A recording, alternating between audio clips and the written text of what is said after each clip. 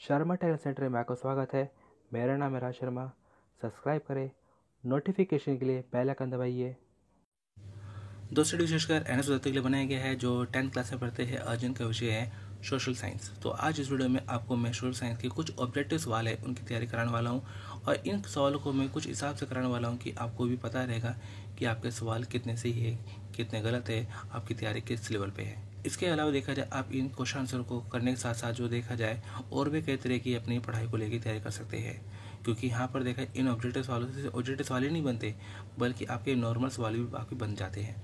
तो चलिए ज़्यादा समय लेते हुए शुरुआत करते हैं हम क्वेश्चन आंसर से।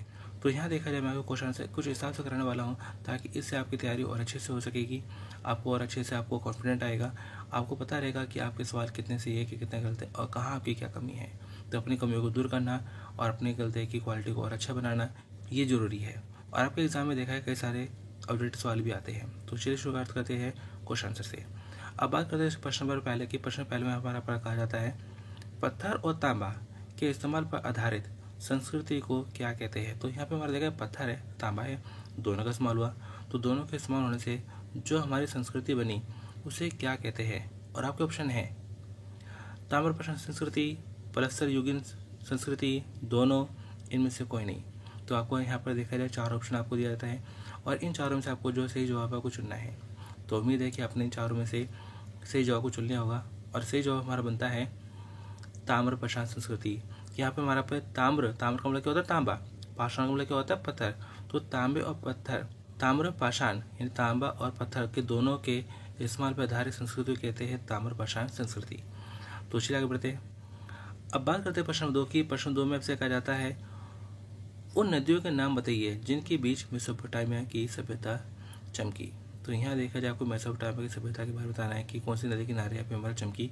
और आपके ऑप्शन है नील नदी, दजला फुरात, दोनों, इनमें से कोई नहीं।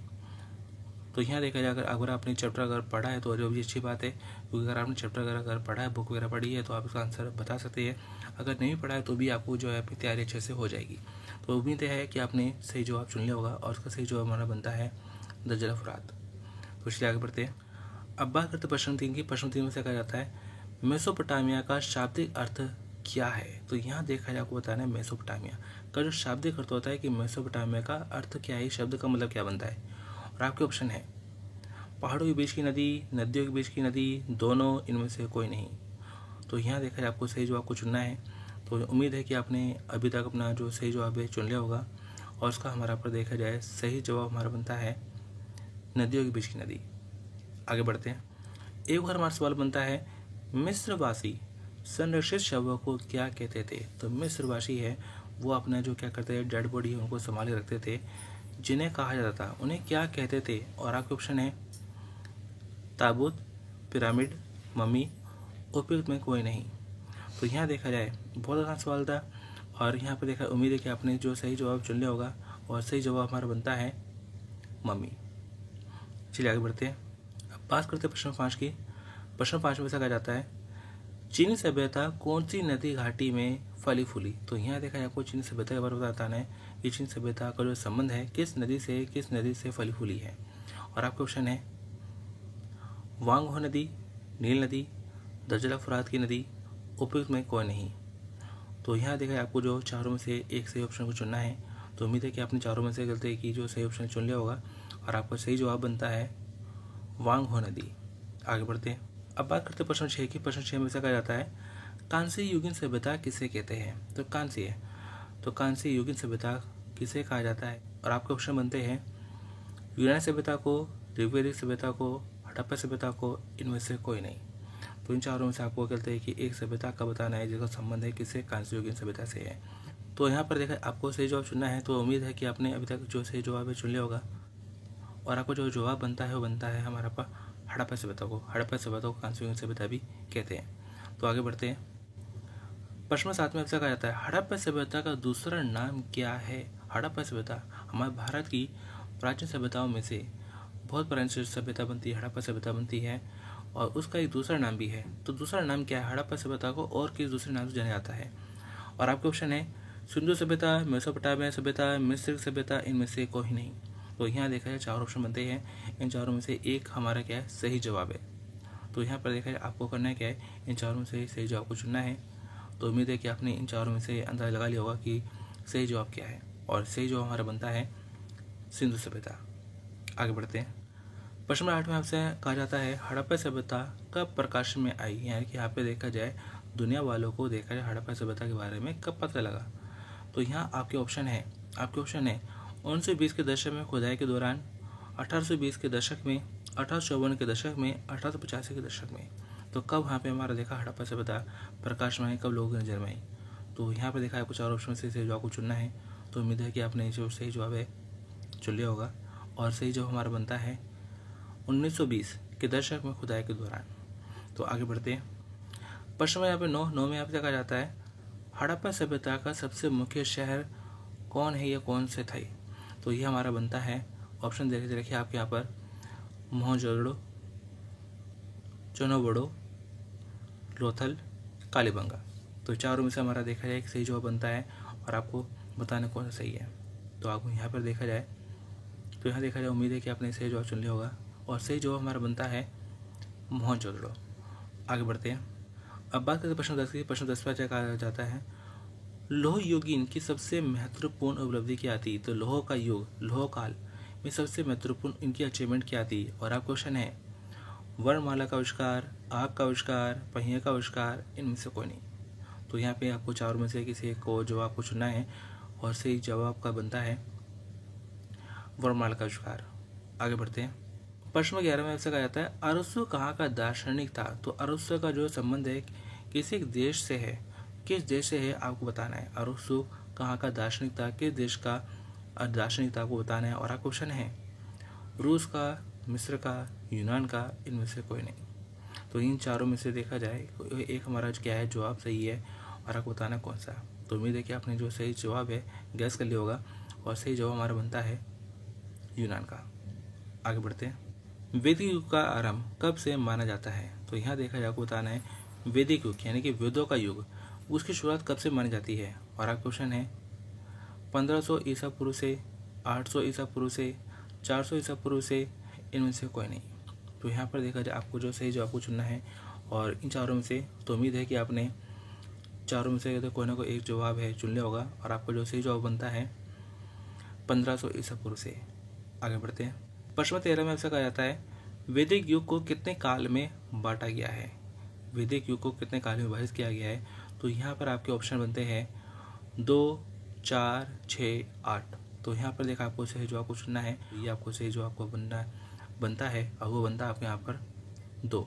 तो उत्तर वैदिक काल और पूर्व वैदिक काल, ये हमारा पर देखा जाए 2 तरह के कालों में बांटा गया है। आगे बढ़ते हैं। पूर्व वैदिक की जानकारी का मुख्य साधन क्या है। ऑप्शन आपके बनते हैं रामायण, आरण्यक, ऋग्वेद, उपनिषद। तो इन चारों में से देखा जाए किस में से हमें पूर्व वैदिक की जानकारी मिलती है। तो यहाँ देखा जाए आपको जो सही जवाब है, आपने देखा जाए अपने ऑप्शन को चुन लिया होगा, और सही जवाब हमारा बनता है ऋग्वेद। आगे बढ़ते हैं। प्रश्न 15 में से कहा जाता है वैदिक लोगों के अनुसार जीवन के कितने आश्रम थे। तो यहाँ पे हमारा देखा जाए वैदिक लोगों के अनुसार जो जीवन है, जीवन को कुछ हिस्सों में बांटा गया था। कितने हिस्सों में बांटा गया था। तो यहाँ देखा जाए आपको ऑप्शन देते हैं 4, 2, 6, 12। तो उम्मीद है कि आपने यहाँ पर सही जवाब को चुन लिया होगा, और यहाँ देखा जाए सही जवाब बनता है 4। तो यहाँ पर हमारा देखा जाए वैदिक काल के दौरान जीवन को 4 आश्रम बांटा गया था, जिसमें हमारा पर देखा जाए ब्रह्मचर्य आश्रम, गृहस्थाश्रम, वानप्रस्थ आश्रम, और हमारा पर संन्यास। ये 4 हमारा पर जीवन को 4 हिस्सों में बांटा गया था। आगे बढ़ते हैं। महाजनपद में कितने राज्य थे। तो यहाँ देखा जाए आपको बताना है कि महाजनपद, तो महाजनपद जो देखा जाए कुछ राज्यों का समूह था जिन्हें कहा जाता था महाजनपद। और ये कितने हमारा पर देखा है राज्य होते थे। और आपके ऑप्शन है 2 राज्य, 4 राज्य, 8 राज्य, 16 राज्य। तो यहाँ देखा है आपको जो एक सही जवाब को चुनना है। तो उम्मीद है कि आपने जो है सही जवाब चुन लिया होगा, और सही जवाब हमारा बनता है 16 राज्य। तो 16 राज्यों के समूह को कहा जाता था महाजनपद। आगे बढ़ते हैं। प्रश्न 17 में आपसे कहा जाता है गौतम बुद्ध का जन्म कब हुआ था। तो यहाँ देखा जाए गौतम बुद्ध, तो यहाँ देखा जाए हमारा बौद्ध धर्म है, बौद्ध धर्म के जो संस्थापक है, फाउंडर है, तो उनका जन्म हमारा पे कब हुआ था। और आपके क्वेश्चन बनते हैं 500 ईसा पूर्व में, 563 ईसा पूर्व में, 460 ईसा पूर्व में, 560 ईसा पूर्व में। तो सही जवाब का जो आपको चुनना है, और सही जवाब अपने इन चारों में से आपने चुन लिया होगा। और सही जो हमारा बनता है 563 ईसा पूर्व में। आगे बढ़ते हैं। जिस गांव में गौतम बुद्ध का जन्म हुआ उसका नाम क्या था? तो यहाँ देखा जाए गौतम बुद्ध, तो गौतम बुद्ध का यहाँ पे हमारा पे जन्म हुआ था। कहाँ हुआ था आपको बताना है कि किस जगह हुआ था। तो यहाँ आपके ऑप्शन बनते हैं लुम्बिनी, बोधगया, मगध, इनमें से कोई नहीं। तो यहाँ देखा इन चारों में से आपको से जवाब को चुनना है और उम्मीद है कि आपने चारों में से जवाब चुन लिया होगा। और सही जवाब हमारा बनता है लुम्बिनी। तो यहाँ पे लुम्बिनी है जो कि हमारा पर देखा जाए भारत और नेपाल के बीच के आसपास जगह बनती है लुम्बिनी, जहाँ पे हमारा पर जो गौतम बुद्ध का जन्म हुआ था। और इनके बचपन का नाम था हमारा पर सिद्धार्थ। आगे बढ़ते हैं। गौतम बुद्ध के पिता का नाम क्या था? तो यहाँ देखा जाए गौतम बुद्ध है तो उनके पिता का नाम आपको बताना है कि उनके पिताजी कौन थे, उनके पिताजी का नाम क्या था। तो यहाँ पर देखा जाए आपके ऑप्शन बनते हैं महावीर, गौतम, शुद्धोधन, इनमें से कोई नहीं। तो इन चारों में से देखा जाए एक सही जवाब है। आपको चारों में से एक सही जवाब चुनना है। तो उम्मीद है कि आपने एक सही जवाब चुन लिया होगा। और सही जवाब हमारा बनता है शुद्धोधन। तो यहाँ पे हमारा देखा जाए शुद्धोधन थे जो कि हमारा पर गौतम बुद्ध के पिताजी थे। तो चलिए आगे बढ़ते हैं। नंबर 20 में आपसे कहा जाता है गौतम बुद्ध को ज्ञान की प्राप्ति कहाँ हुई? तो यहाँ देखा जाए आपको बताना है गौतम बुद्ध को ज्ञान प्राप्ति कब हुई। गौतम बुद्ध अपना देखा जाए संसार के दुखों का कारण जानने के लिए उन्होंने अपना घर परिवार छोड़ के अपना चल दिए थे और उन्हें देखा जाए एक जगह जाकर ज्ञान प्राप्त हुई कि इंसान के दुखों का कारण क्या है। तो वो जगह क्या बनती है, कहाँ होने के लिए ज्ञान प्राप्त हुई? आपके ऑप्शन है बोधगया में, मगध में, तिब्बत में, इनमें से कोई नहीं। तो उम्मीद है कि आपने सही जवाब चुन लिया होगा। और सही जवाब बनता है आपका यहाँ पर बोधगया जो कि हमारा बनता है बिहार में। तो पीपल ऋषि हमारे नदी के किनारे इन्हें ज्ञान की प्राप्त हुई कि इंसान के दुखों का जो कारण है वो क्या है, उसकी इच्छा है। तो आगे बढ़ते हैं। अब बात करते हैं प्रश्न 21 की। प्रश्न 21 में आपसे कहा जाता है वर्धमान महावीर कौन से तीर्थंकर थे? तो यहाँ पे हमारा देखा वर्धमान महावीर तो जो कि हमारे पर देखा जाए जैन धर्म से संबंध रखते हैं। तो यहाँ हमारे देखा जाए जैन धर्म में क्या हुए, तीर्थंकर हुए। तीर्थंकर हमारे क्या होता है, धार्मिक गुरु। और यहाँ आपके ऑप्शन दे रखे हैं प्रथम, 24वें, 23वें, इनमें से कोई नहीं। तो यहाँ देखा आपको सही जवाब को चुनना है। और जहाँ तक देखा जाए आपने सही जवाब चुन लिया होगा। और सही जवाब हमारा बनता है 24वें, क्योंकि यहाँ पे हमारा देखा है प्रथम जो तीर्थंकर थे वो थे हमारा पर ऋषभदेव। तो प्रथम जो तीर्थंकर थे वो ऋषभदेव थे। और जहाँ पे हमारा देखा जाए 24वें जो तीर्थंकर थे, जो तीर्थंकर कौन होते हैं, एक तरह से यहाँ पे हमारा पर धार्मिक गुरु होते हैं जो व्यक्तियों को जीवन जीने का, सही जीवन जीने का एक अच्छा उपदेश देते हैं, उन्हें कहा जाता है तीर्थंकर। और यहाँ पे हमारा 24वें जो तीर्थंकर थे वो थे यहाँ पे हमारा पर वर्धमान महावीर। आगे बढ़ते हैं। कौटिल्य कौन था? तो यहाँ बताना है आपको कौटिल्य कौन थे, कौटिल्य किन्हें कहा जाता है, कौटिल्य का संबंध किससे है। तो यहाँ पे आपका ऑप्शन है अर्थशास्त्र लेखक, चंद्रगुप्त मौर्य का दरबारी कवि, नाटककार, मगध का शासक। तो इन चारों में से देखा जाए एक सही जवाब है ये कौटिल्य कौन थे। तो कौटिल्य का जो संबंध है वो किससे, अर्थशास्त्र। तो उन्होंने यहाँ पर देखा जाए एक पुस्तक भी लिखी थी अर्थशास्त्र। तो अर्थशास्त्र के लेखक थे कौटिल्य। और कौटिल्य हमारे पर देखा जाए मौर्य वंश से जुड़े हुए थे। तो आगे बढ़ते हैं। कौटिल्य का वास्तविक नाम क्या था? तो यहाँ देखा जाए हमारा पर कौटिल्य के यहाँ पे हमारा पर देखा जाए बाकी दो नाम और भी बनते हैं, लेकिन यहाँ पे आपको ऑप्शन कहा जाता है कि कौटिल्य का वास्तविक नाम क्या था, रियल नेम उनका क्या था। और आपके ऑप्शन है चंद्रगुप्त, विष्णु, चाणक्य, इनमें से कोई नहीं। तो यहाँ पे हमारा देखा जाए जो कौटिल्य का जो वास्तविक नाम था, जो रियल नेम था उनका, वो बनता है हमारा आपका चाणक्य। तो यहाँ पे देखा जाए कौटिल्य को यहाँ पे उनका जो रियल नाम था चाणक्य। बाकी इसके अलावा देखा जाए उन्हें विष्णुगुप्त के नाम से भी जाना जाता है।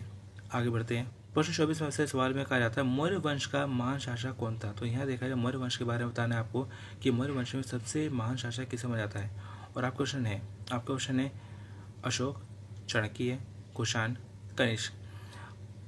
तो यहाँ पर आपको अपना एक सही जवाब चुनना है। तो उम्मीद है कि आपने सही जवाब चुन लिया होगा। और सही जवाब बनता है आपका यहाँ पर अशोक। तो मौर्य वंश है, मौर्य वंश में 3 महान शासक रहे हैं, चंद्र मौर्य, बिंदुसार और अशोक। और अशोक को यहाँ पर हमारा देखा जाए जनप्रिय, लोकप्रिय, देवप्रिय शासक माना जाता है क्योंकि उसने जनता के लिए बहुत अच्छे कार्य किए। तो ये हमारा बनता है अशोक। तो चलिए आगे बढ़ते हैं। अब बात करते हैं प्रश्न 25 की। प्रश्न 25 से कहा जाता है गुप्त वंश का संस्थापक किसे कहा जाता है, गुप्त वंश का फाउंडर कौन है।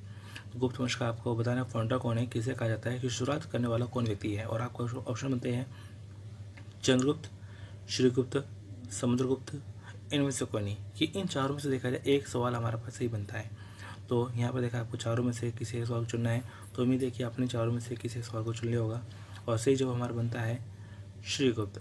तो श्रीगुप्त है जिन्होंने गुप्त वंश की नींव रखी, गुप्त वंश की शुरुआत करी, लेकिन इसे आगे मुझे बनाया चंद्रगुप्त ने। तो आगे बढ़ते हैं।